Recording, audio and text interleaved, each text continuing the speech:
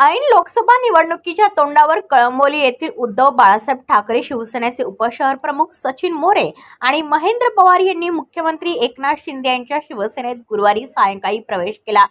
त्यांच्याबरोबर अविनाश केसकर, निलेश घुले आणि इतर शिवसैनिकांनी शिंदेंचा झेंडा हातात घेतला। रायगडचे पालकमंत्री उदय सामंत, खासदार श्रीरंग बारणे, जिल्हा प्रमुख रामदास शेवाळे यांनी त्यांचे स्वागत केले। लोकसभा निवडणुकीचे पडघम गेल्या काही दिवसांपासून वाजू लागले आहेत।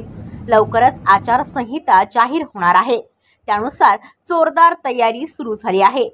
पनवेल विधानसभा मतदारसंघ सर्वाधिक मतदार असल्याने महाविकास आघाडी आणि महायुतीने लोकसभेच्या पार्श्वभूमीवर विशेष लक्ष देण्यास सुरुवात केली आहे।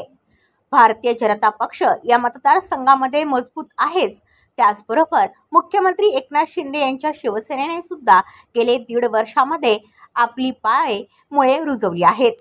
पक्षामध्ये इनकमिंग सुरूच असून कळंबोलीमध्ये जिल्हा प्रमुख रामदास शेवाळे यांनी उद्धव बाळासाहेब ठाकरे सेनेला धक्का दिला आहे।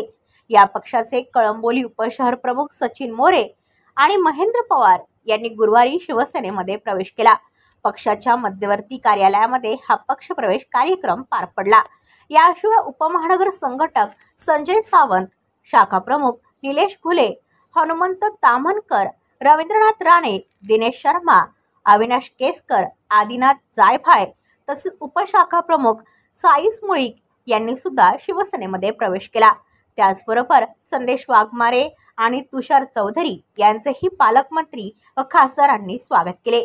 यावेळी शिवसेनेचे पनवेल जिल्हा प्रमुख रामदास शेवाळे, महानगर संघटक मंगेश रानवडे, तालुका प्रमुख रुपेश ठोंबरे, कळंबोली शहर प्रमुख तुकाराम सरक, संजय शेडगे, महेश गोडसे, निलेश डिसले यांच्यासह पदाधिकारी शिवसैनिक उपस्थित होते।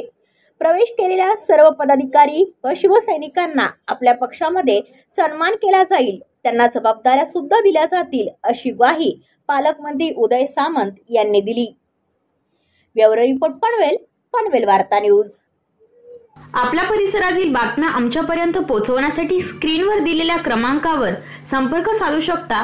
दूरध्वनी क्रमांक 8652414343।